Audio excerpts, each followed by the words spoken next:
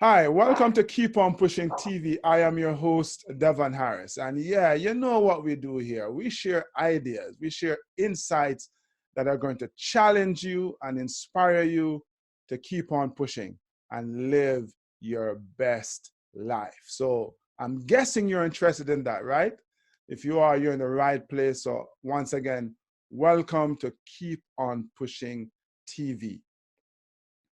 Our guest today was born physically disabled in apartheid South Africa, and yet he rose to become a world-class professional solo yachtsman. In fact, he is the first Black sailor to race solo around the world.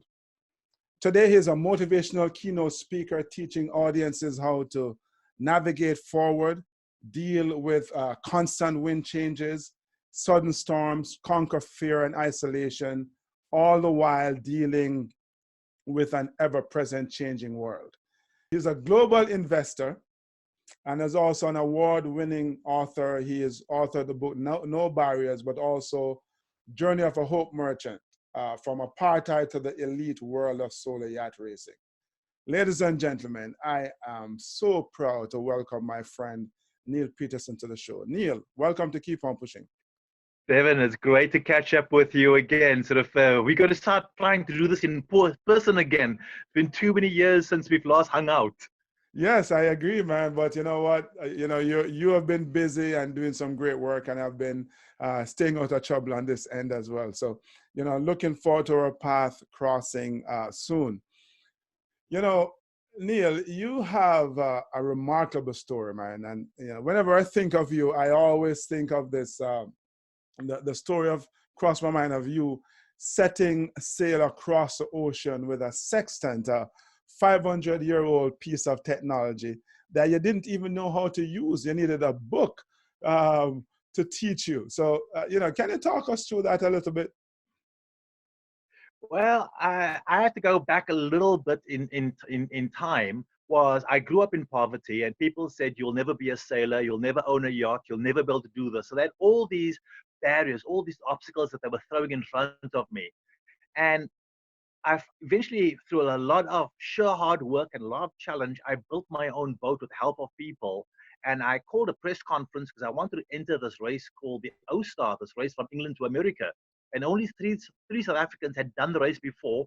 I wanted to become the fourth. So I called a press conference, and the front page of the Cape Times, a newspaper in Cape Town, South Africa, the front page story was Petersen sails floating coffin. And they said I was going to kill myself because my boat lacked all this equipment. I had no electronics. I didn't have the right sails. It was all about what I didn't have. They did not see the heart that I had. They didn't see the spirit. And I was faced with a quandary, a dilemma. Do I stay and keep battling, trying to find sponsorship in South Africa when all the odds were stacked against me? Or do I take what I've got and head to Europe and try and see if I can make it out there where I may have a better chance at surviving? And to me, the odds were, if I stayed in South Africa, I probably would never leave. I probably would not make it because nobody wanted to sponsor or support a boat they saw as the floating coffin. So I thought, I need to go and make a fresh start. So I decided to sail off to England, but I had this one big challenge. I could not afford GPS. GPS was in the early stages of coming. It was expensive. It was limited. And it just was not in my budget. But I'd been at sea for quite a bit, and I'd been on a commercial ship, and the captain of the commercial ship, Ian Wingate, had taken a little bit of time and trouble to try and just give me some foundations and some education. And he showed me some of the basics of a sextant. But I really did not know how to use the device. And go back in history, as I said, over 500 years, people like Shackleton and Magellan, they all have used the sextant to navigate across the oceans. So I bought a book, Celestial Navigation for Yachtsmen. I bought a sextant. I bid my family goodbye. I had the last of my provisions. I sailed off, and I spent the first week reading the book, trying to figure out how am I going to use this device? What is going to take to get from where I am to where I have to be? And that was truly a leap of faith. That was So are you saying Neal, that for the first week you were lost? I was somewhat. I wouldn't say totally lost, because I had the other basics of navigation. I had coastal navigation, which is based on a thing called dead reckoning, down.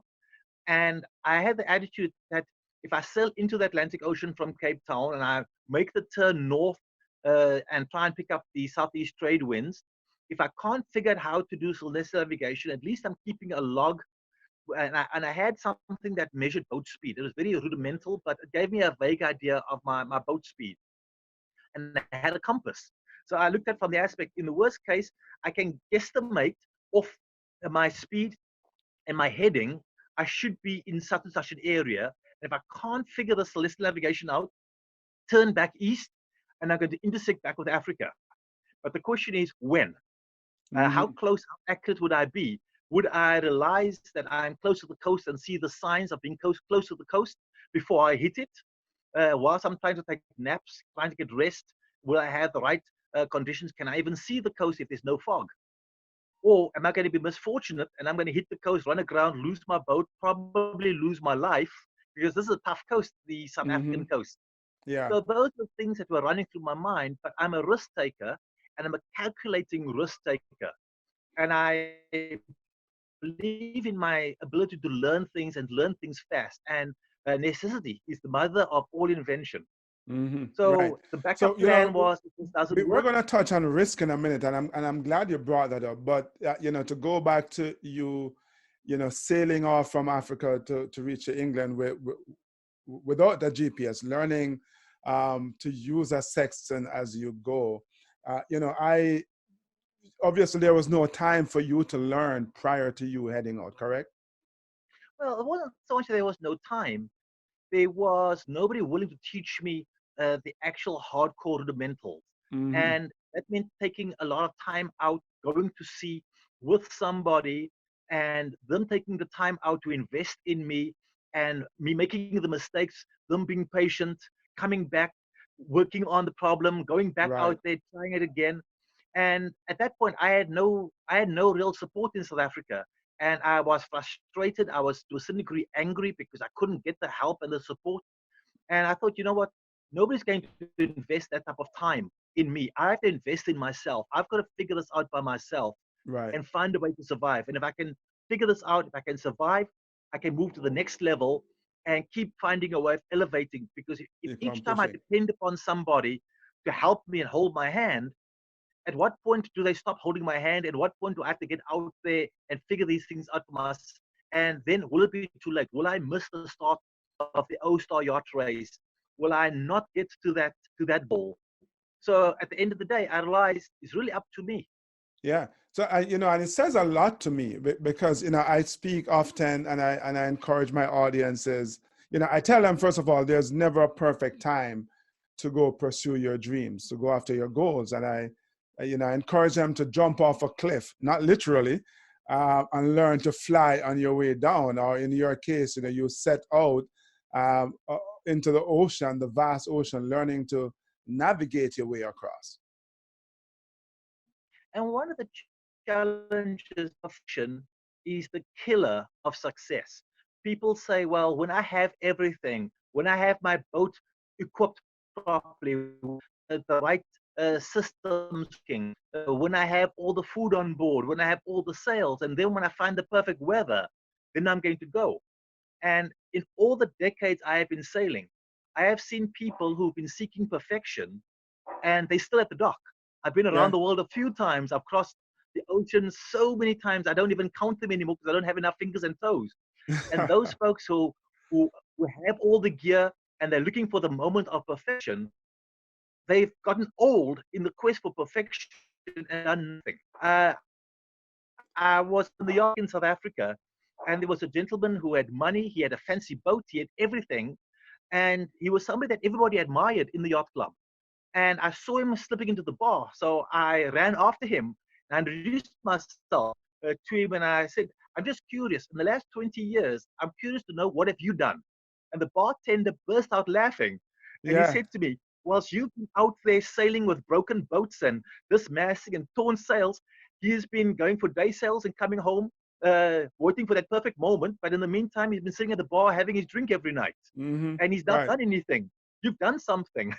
And that's You're the right. And, and so, you stepping out, what it says, I think, Neal, to all those people who, decide to leave the dock, as it were, and set out into the vast ocean and figure it out, is that, we may not always have all the answers, but I think we have the questions within us that is going to allow us to find those answers, right?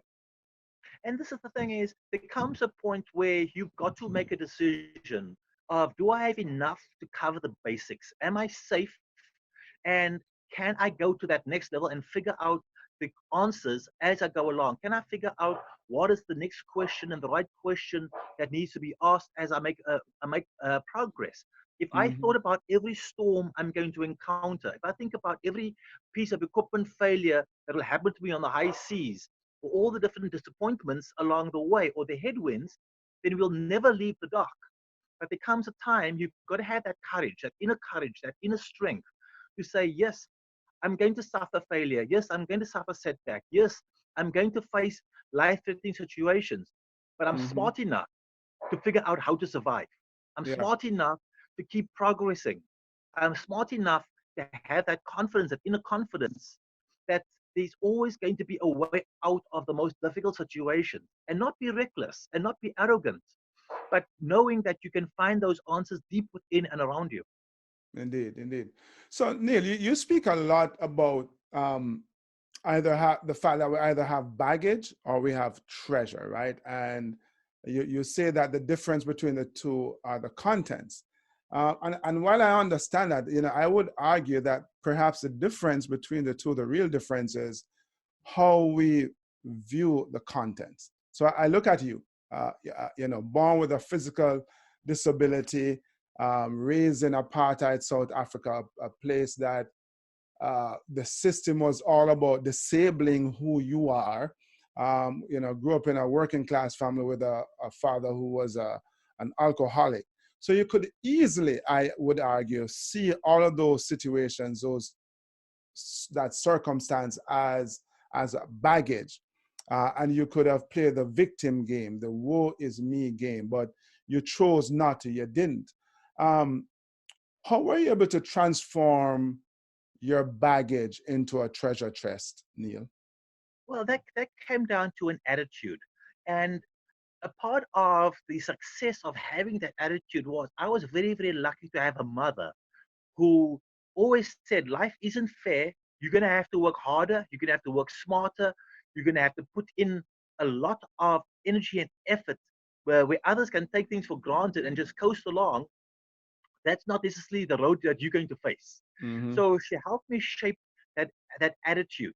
And she always said that if you can overcome your physical disability, if you can overcome that physical pain and learn to walk unaided, then if you can learn to overcome the pain of the prejudice, being called horrible things, and to look the other way and not to let somebody else, their bigotry, their small-mindedness pull you down, and keep your head up high and say, I'm better than this.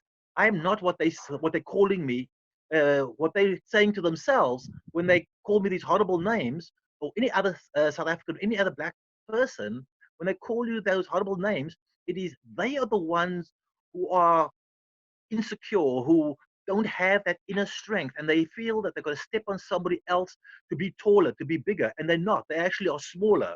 So she Mm-hmm. always said to me that don't try and fight. You can't fight the stupid. Stupid has more experience at being stupid. Hold up your dignity. Uh, to be quiet sometimes is stronger than to just to lash out. And then the next thing she said to me is, money doesn't buy you everything. Money is not a scorecard. Some people have money and they don't do anything. Others have very little, but they do something. They do something amazing. They do something great. And so don't let money be a factor that stops you from trying to achieve something. And her attitude is, there are some people who will never ever have enough money. They'll have so much, they'll never have enough. And it will become something that holds them back because Mm-hmm. they live in fear of Right. losing their money, losing whatever that status that money gives them. So she said, again, so don't be afraid of these things. And if you can overcome those challenges and have that attitude that you will survive, you will succeed, then you can keep facing whatever life is going to throw at you, because life will always test and challenge you. Yeah. And Yeah. that is how I developed this attitude and developed the philosophy. In my life, there are no barriers, there are only solutions. Every problem, there is a solution, Yeah. Yeah. and work through them. And yeah, so know that you may have a short-term problem, you may have a long-term problem. Know what category they fall into and deal with them in the different appropriate ways. But Mm-hmm. always look forward, look for the way out. And so that is how I began that whole concept of I can become the victim, or I can be the victor. I can lug all this baggage that slows me down, or I can look at them as a treasures of look how much I've overcome, look what I've overcome, look how far I've had to come. So therefore, whatever else gets thrown in my way, I just have to learn how to climb over them, move around them, and move forward. And Yeah. that's Yeah. how I believe in turning into treasures. Really, wise words from your mom.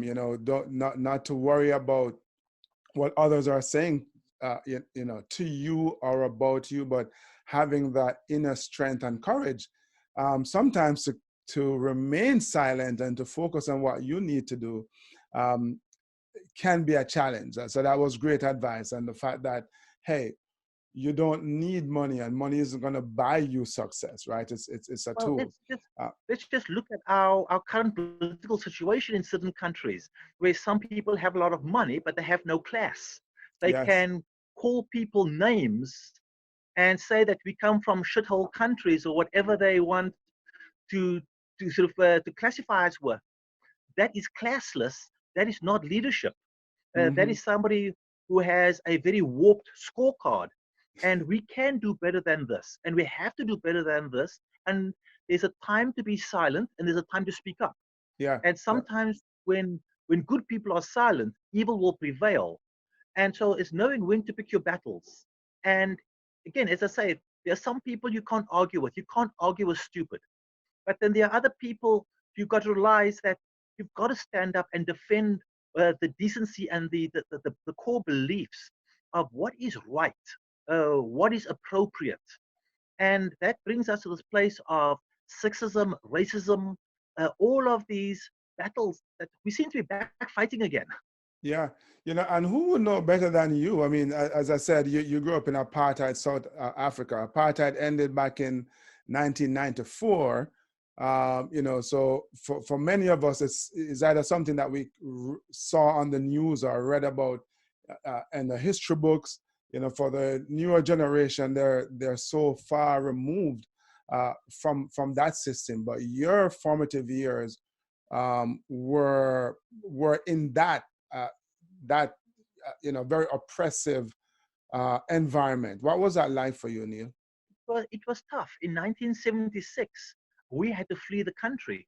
My mother, being a teacher, being a political activist, someone who was outspoken, was being targeted by what they call the special branch, the South African Secret Police, and we fled in the just ahead of the 1976 student uprising, the Soweto riots, and then in 1980, when I had my first year of high school, we had the student sit-ins, where one group of political uh, decision makers had a slogan: "Liberation before education," and we disagreed with that because you can't have liberation without education. But we also try to find unity, we try to find compromise. And so the schools in South Africa went on boycott. So during the day, we sat and we shared stories and we listened to speakers and we sang freedom songs and we protested as part of our opposition to apartheid. But after the school hours and on the weekends, many of us had to study, had to focus on the learning that was lacking. Sadly, that became a part of the lost generation. So there's a lot of young people my age who didn't have the strength of the tutors and the support around them. And so during the school day, yes, they made a political statement, but they did not get the knowledge base Mm-hmm. because of that commitment to learning. And there are others, we worked extremely hard. We became lifelong learners. We discovered that without a strong knowledge based, education based mechanism of learning, we would have nothing.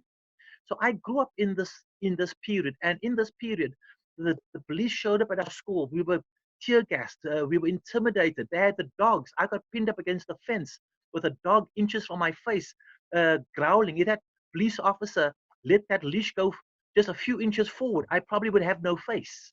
I Mm-hmm. know the smell and the taste of fear, of police brutality, because that is what we endured, what we encountered.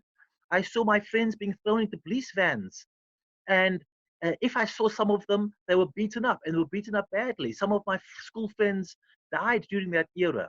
This wasn't just, oh, a protest and then we all go home. This was real life. We were fighting for democracy. We were fighting for equality. We were fighting for our human rights. And history has a way of rhyming. If we don't acknowledge history, if we don't look at it, it is going to rhyme again. And Mm-hmm. we are Mm-hmm. seeing some of these ugly faces raising their heads in the form of fascism and neo-Nazism. We're seeing the increase in hate crimes. Look at what's going on at Syracuse right now, Syracuse University, Yeah. where the faculty and students are getting hate little letters, and the manifest that resulted in the killings in New Zealand. And I'm really disappointed because Syracuse University is my mother's alma mater. Yeah. She left South Africa and she got a scholarship, and she chose to go to Syracuse University in upstate New York, where she did her master's in 1948. 1948. There were very few women who went to university, let alone women of color. Yeah. And Mm-hmm. here we are, sort of in year 2019, and we are dealing with fear, we're dealing with prejudice, we're dealing with hate again. We don't seem to be learning, and we really History can't seems to be tolerate. repeating itself, doesn't it? Yes, it's rhyming. It is rhyming Mm-hmm. because again, we're allowing things to take place. We're not speaking out. But you know, even with that though, Neal, I listened to certainly the horrific, some of the horrific experiences you had growing up. But you were able to survive. One, you spoke about the need to become educated, and when I speak to kids, a lot of them want to become, Olympic athletes or professional athletes, and of course those are all worthy dreams. But I speak to them all the time about the importance of getting educated. That, you can't have liberation without education.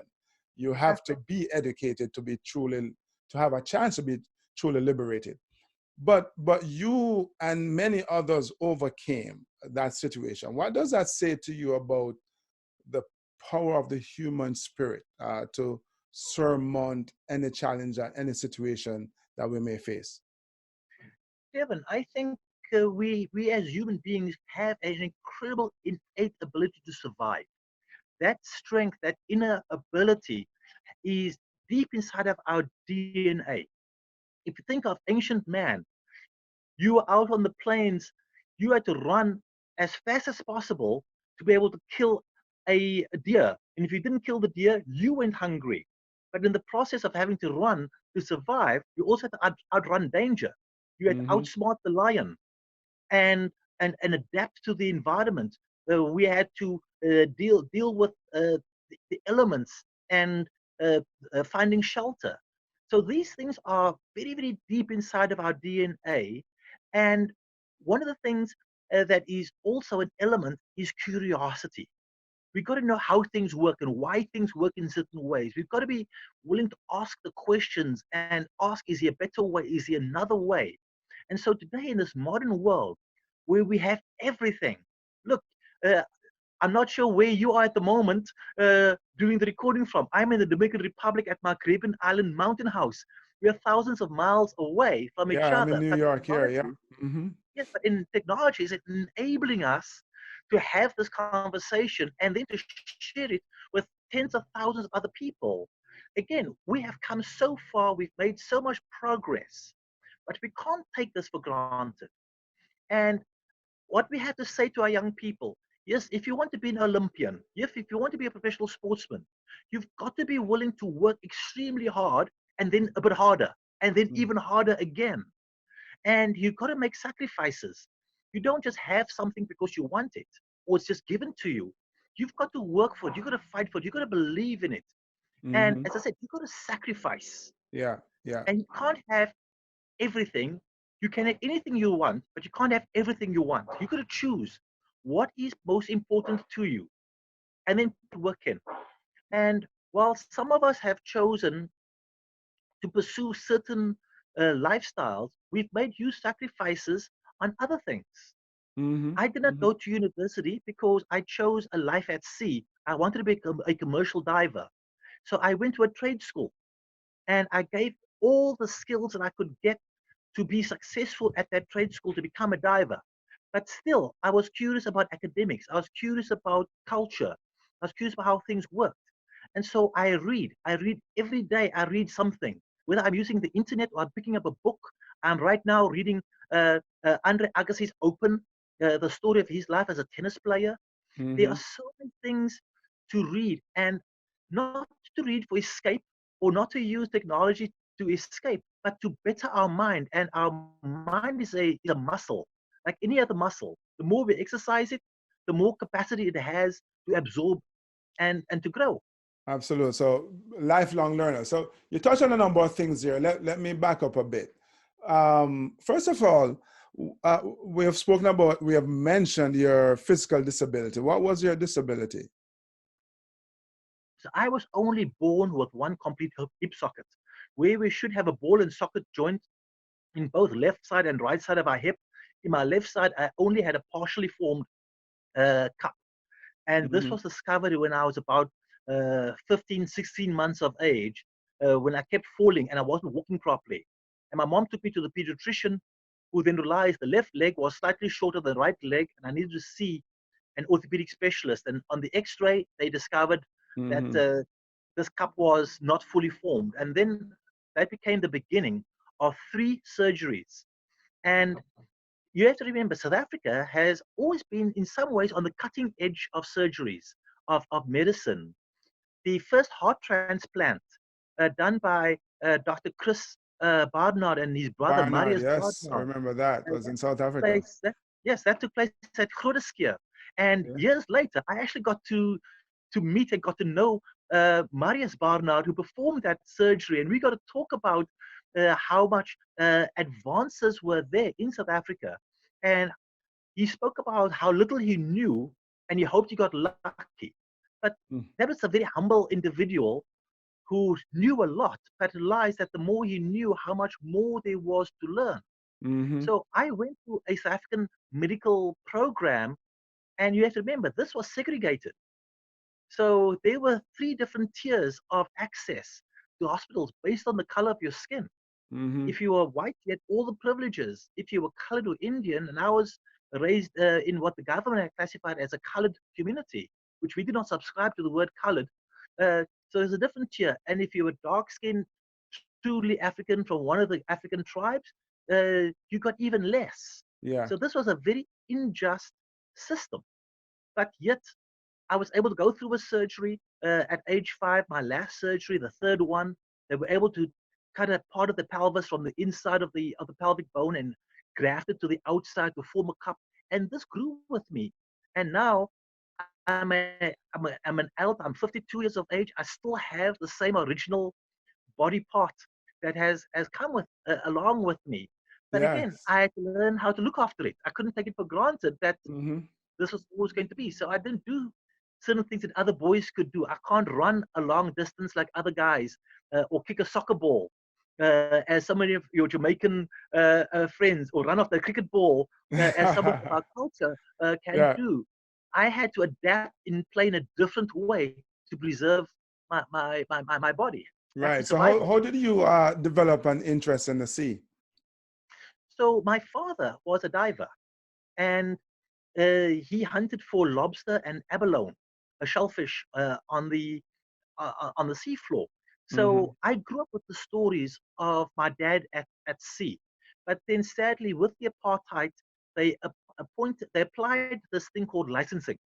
And to harvest any shellfish or lobster, you had to have a license. But the licenses only went to white divers.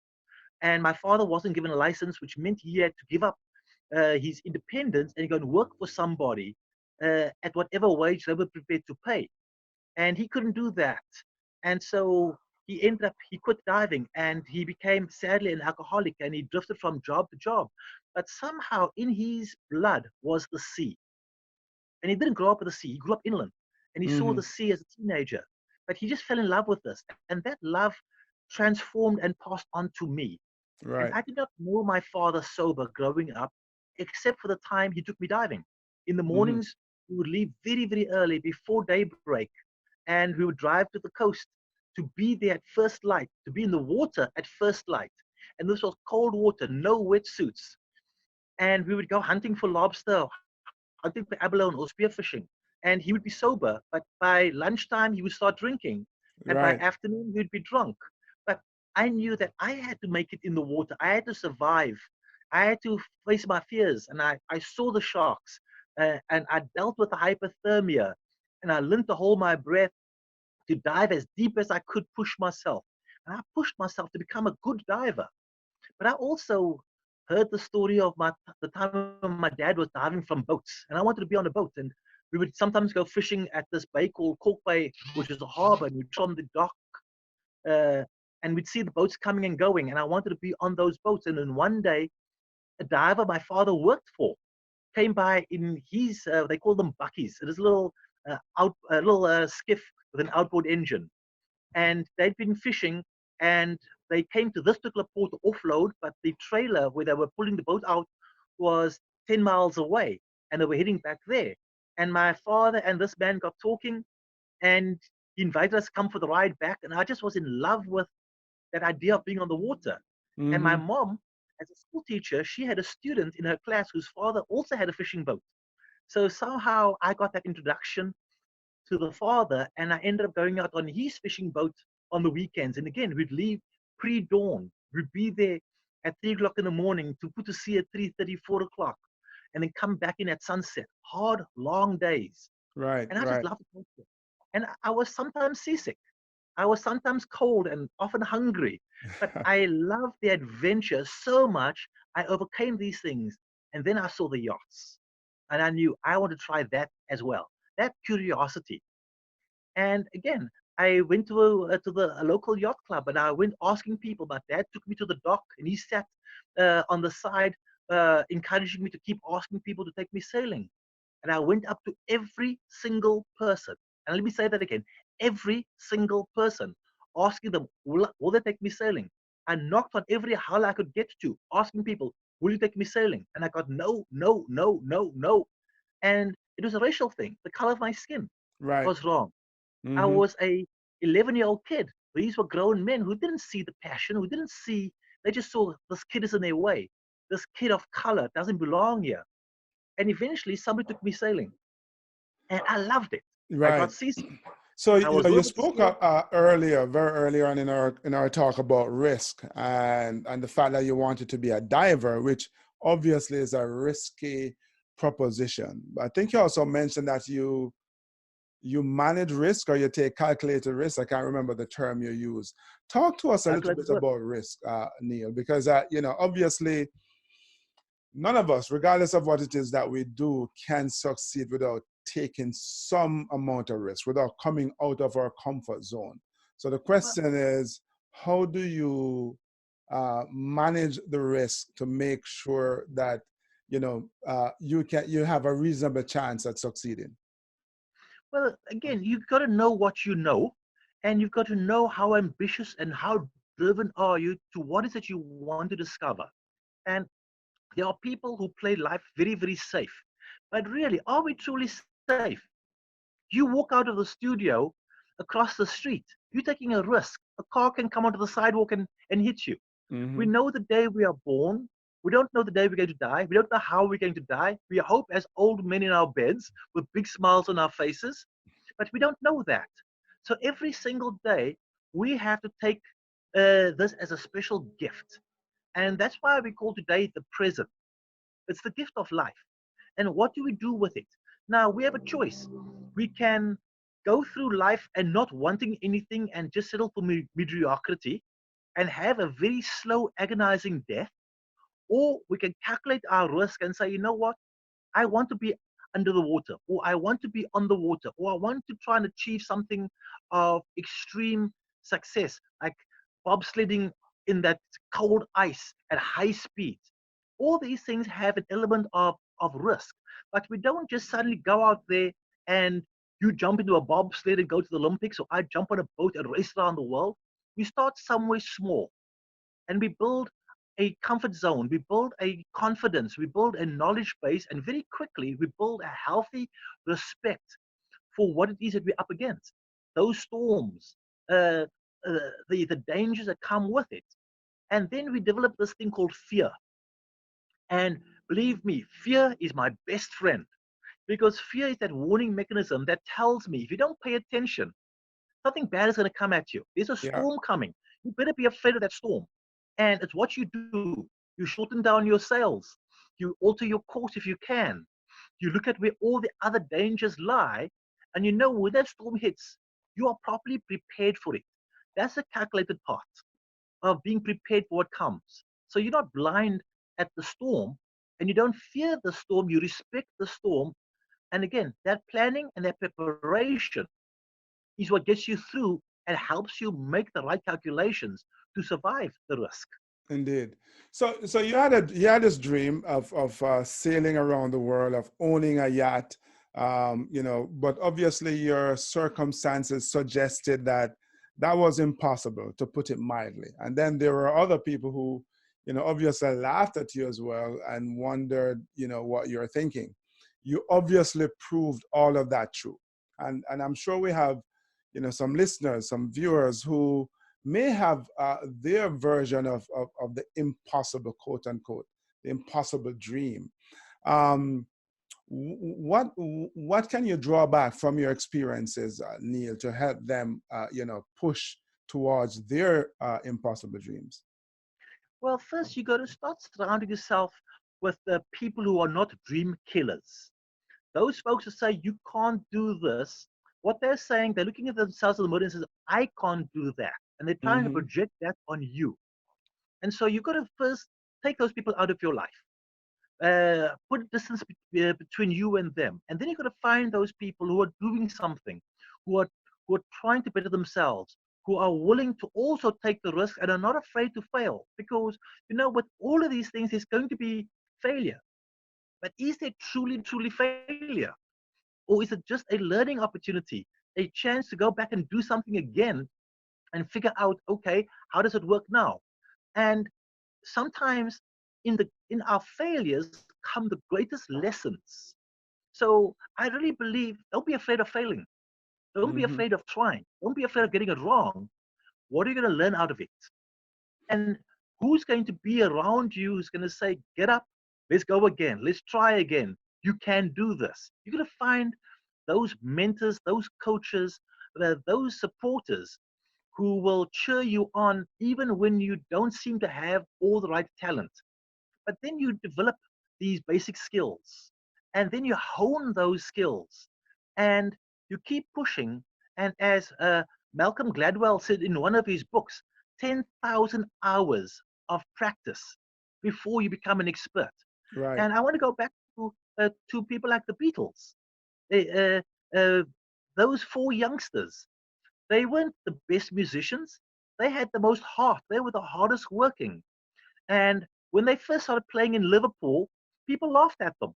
And then Mm-hmm. that one promoter invited them to Germany and said, come to Germany, come and play. But here's the deal. You're going to play 3 gigs a day and you're going to play 7 days a week for a month. There's no time off. Every day you're going to be out there playing. And they took that risk. And they did it not for the money. They did it because they loved music. They loved playing together. And they Mm-hmm. saw it as an opportunity to become better. And when they came back from that tour, they were better musicians. And then they went back again. They weren't arrogant to say, oh, we've made it. They kept working at it and working at it. And that's how they became one of the greatest musical groups. And so it is that element of dedication, determination, hard work, and having those folks that see this and then start to believe in you and support that energy and efforts, and you just keep moving forward, but you don't forget where you come from. Indeed. So you start behind the 8 ball. Maybe you decide, look, I can't afford a boat. Nobody's going to allow me in there, so I'm going to build my own. And so you build a floating coffin. I mean, as I think about it, I kind of have to laugh because that, people calling your boat, the one that you plan to take across the Atlantic Ocean, a floating coffin, can't give you a warm and fuzzy feeling. But you venture out anyway. You I guess decide, as you said, to put all those people outside, out of your life, push them out of your life. Well, I didn't just build a boat and sail off. There were multiple steps. I stayed determined knocking on those hulls until somebody did take me sailing. And I just want to jump ahead. In the 1994 round the world race, I came into Cape Town. I don't know how many thousand people are on the dock welcoming me in, including my high school.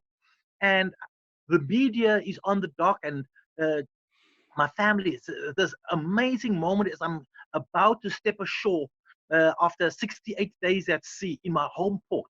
And I look into the crowd and I see the man who took me for my first sail.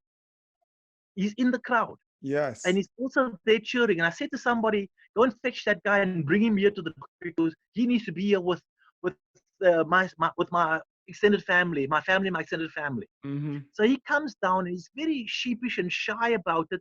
He said, well, I have a confession to make. And of course, there's lots of activity happening. And very quickly, he tells me that he saw this young kid on the dock. Everyone was talking about this kid was a nuisance, bugging them. So a Right. few of these men got together and said, okay, we're going to draw straws. Somebody's going to take this colored kid. And I use the word with not great support, but that's how they saw me. Right. Take this kid out and we're going to get him seasick. We're going to scare the hell out of him so he never comes back and we'll never have to deal with him. This man drew that short straw. And he Right. took me out with intent of discouraging me. And yeah, uh, almost 2 decades later, he's watching me sailing into our home port, a young hero, and he's embarrassed because he tried to kill that spirit. Mm-hmm. But then he's Mm-hmm. proud that he failed. And that's why he's on the dock. He's there welcoming me because he saw that spirit of I kept sticking to it. I kept going. And now I'm finishing the first leg of the longest race on the planet known to mankind, 27,000 miles around the world, 4 legs. And leg one down, 7,000, 8,000 miles under the belt down in that race.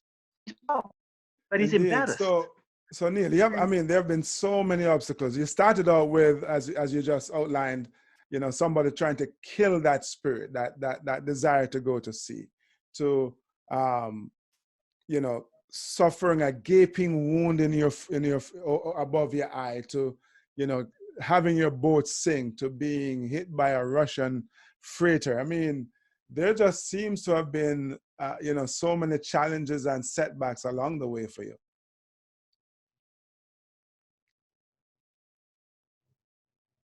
yeah, there are lots and lots of things that took place along the way.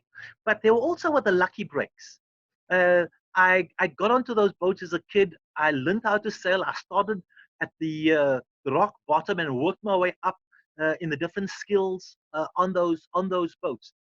And people pay attention, and they may not necessarily like what they see because of jealousy or whatever reason.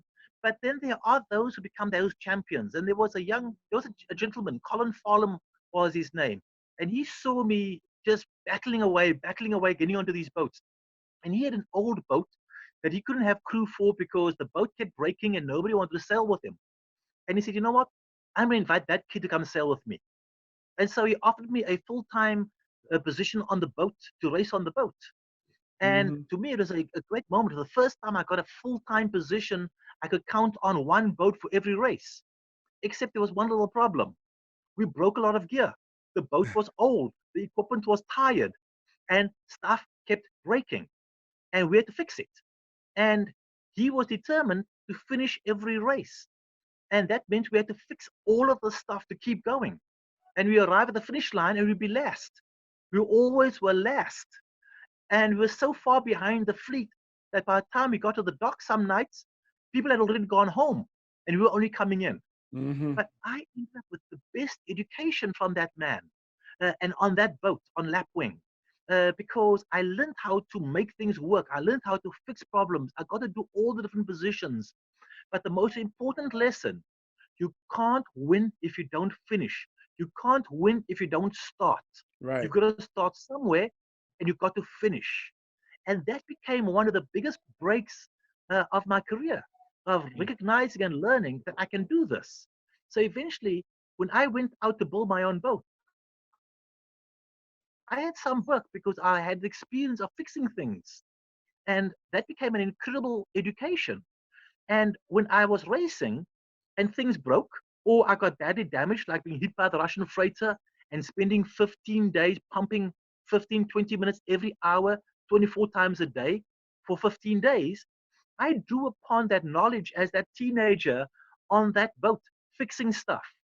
And today, doesn't matter what business I'm working on or what political interest I have, the fundamentals are the same. I take the skills, I take the experiences of my own, of others, and apply it to solve today's problem. And Indeed. that's how we succeed in life. Awesome. So Neal, you have sailed around the world alone. Raced around the world, raced around. Big difference between sailing. People who sail can take years to As do you it. And were, my you good have friend, raced around the world alone, and but my not good by friend, and yourself. well, Speak to me about the importance and the power of teamwork. well, I may be alone on the boat, but I'm not truly alone. People helped teach and train me. And one of my friends is a dear friend, especially today, Bill Pinkney. He was the first black man to sail solo around the world. And he spent 3 years doing that in the 1980s. And I hosted him in Cape Town. I sailed out into Table Bay when he was sailing in to meet him off Robben Island and to escort him into my home port and to welcome him in.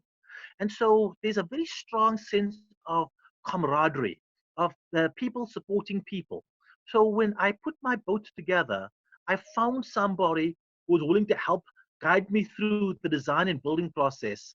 Well, I found a team was willing to help build the boat. And when we launched the floating coffin, as the media called it, we still found those various folks who would come and race with me when I was pushing the boat through its sea trials, and we were breaking a lot of equipment, but we found a way to fix it. And then when I eventually entered the round the world race, I had an Irish girlfriend. Her name is Gwen Wilkinson, and Gwen and I went into this together, and she headed up my shore support crew. She helped me prepare the boat. She helped me modify the boat, lengthen the boat, help find the other folks. We had the Irish gypsies who came to volunteer and work with us. We had working class Irish kids who lived in the tenement squares. They came to work with us. We had a wealthy patron who gave me a shed. He worked with us. It was about pulling people together. And Devon, when I look back at my career, over 1,000 people volunteered in the course of my racing career of racing around the world, who gave their time, who gave their energy, who brought some financial resources, who brought equipment, who brought tools to help support the dream. And Hmm. I couldn't afford. I tried to find sponsorship. I was bad at finding sponsorship. People looked at my boat. That thing was too small. There was all kinds of reasons why corporations didn't want to support me. And you know what? They lost out because they not only lost an incredible marketing opportunity, they lost an opportunity to be a part of something pretty amazing. Yeah. And today, as a global investor, I'm glad they missed out on that because I learned so much about business in trying to get them to the table. And I heard all the excuses. And now I use some of those same excuses to keep some people away from the table because they don't deserve to be at the table, because they haven't Absolutely, earned the right absolutely. to be at the table. You pay your dues, you pay your rights by your hard work. And and so as a sailor, I may be alone on the boat and I may get all the attention of being that sailor. But there was this incredible team of people who were behind me, led by Gwen. And together, we actually did this. We pulled this race off. And it took Hmm. 18 years of planning and preparation. It took 2 attempts. I saw my hero, Harry Mitchell, actually perish at sea trying to do this. This is not some walk in the park. This is real serious, life-threatening, hard, challenging man against the sea. And man doesn't always win Man against doesn't Mother always Nature. win. No. What So but what's great about life out in general is that there's always an opportunity for us to win. And I think your story definitely demonstrates that, Neal. So you just mentioned today you're a global ambassador. I mentioned you're a speaker. Fill us in, Neal, and some of the other amazing things you're doing today. And how can we find you? Well, it's easy to find me. I'm all over the internet Yeah. and on LinkedIn. My website is nealpetersen.com, nealpetersen.com. So just put in my name. And if you can't remember that, just put in South African solo sailor author, and I'm going to pop up in the search engine. So the technology is just wonderful in being able to keep up with what we are doing. But I'm involved in a lot of different things. Uh, I'm working with a Canadian company right now, helping them train their speakers to be better speakers. And Mm-hmm. so I'm working with some amazing PhDs who are in the internet space. And where is global technology going? And what are the future of industries? And so there are just some amazing folks whose team I'm a part of, and I get to listen to their brilliance, and I'm in awe of what they know. But I come to the table with my knowledge as a keynote speaker of how to be heard, how to make your point understood, what's your body language on the stage. Mm-hmm. And we're working on a second keynote right now where we are now going to be helping corporations and focusing on a lot of our former clients, going back to them, and of course, future clients, how to become better, effective communicators and hence become better leaders. Mm-hmm. And we really need to put a focus on creating leadership with integrity, true leadership, not this quasi fake BS leadership that is about how much money or how much sound bites you can get, but people who really care, who want to make a difference and make the world a better place for all people. And to work on the aspect of we are in a changing climate. I'm seeing things. I'm still sailing, and we are seeing storms out of season. We're seeing more severe storms. In 2017, I survived Hurricane Maria in Puerto Rico. I was at ground zero and endured that, not knowing if I'm going to live or die. Mm-hmm. And as we sail, my wife and I, we have a big catamaran, which is in Colombia right now, and we were heading to the South Pacific through the Panama Canal when I got this opportunity to go and consult with this Canadian conglomerate and their research team. And I'm still going to go and do some sailing next year, and I hope to be continuing to work on the speaking circuit and my consulting side. So it's about balancing all of these components. But in all the ports, when we stop over, we engage the local community. We have young leaders come onto the boat for meetings and talk about their problems, their issues. I've gone into the prisons. I was in Grenada and spoke to prisoners about choosing the wrong product. And when we were in Bermuda with Ralph Richardson back in the old days, remember when Yes. we first showed up for career fair and all these other things, we were working in the schools with the school kids on the island. And as I said, in the prisons, I said to the men and a couple of the women in these prisons that you are with the wrong product. Put your energies into doing things that are done with dignity and can help advance society, not hinder society. Forget what your mistakes were, look to the Mm-hmm. future. And today, with distance learning and technology, even people in isolation, in prison, can get a knowledge base utilizing these technologies to learn and to improve themselves. So, how do we become better custodians of our planet, better supporters of each other? How do we rise against injustice? How do we create true equality? Men and women working together for common interests with total respect for each other. So Mm-hmm. these are the things that are near and dear to my heart, and we're going to keep fighting for, and we're going to keep speaking out to achieve. Indeed, indeed. So again, folks, if you want to find this incredible human being, nealpetersen.com, and you will definitely be able to connect with them. And if you can't remember that, just type in South African solar yacht racer author, and he will definitely pop up in your search engine. Neal, you have had a remarkable journey, as I mentioned before.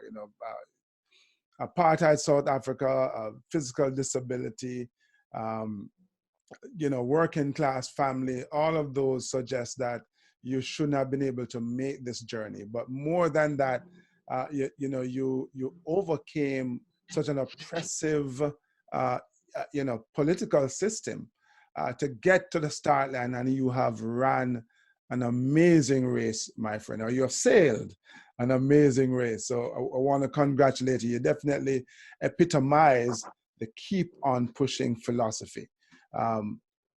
Taking what you have and creating something remarkable out of it, and then continue to push yourself to the next level, giving back and inspiring others. So thank you so much for sharing your experiences and your wisdom with us, and keep on. My pleasure, Devon, and I love Keep On Pushing, and I'm looking forward to the next time we're going to share a big stage together again, and as many people as we can inspire. Every day is a chance to inspire others to keep pushing and be their best self too. Thanks for having me on your show. As I say, whenever we take the stage together, we're both in water sports, but I like mine frozen. Thanks for watching. If you haven't done so yet, make sure you click on that subscribe button and hit that bell. You'll get a notification every time we post a new video. And don't forget, share it with your friends, man. They want to be inspired as well, right? So share it. Don't keep it. And before you go on to the next video, visit my website, www.devonharris.com. Keep on pushing.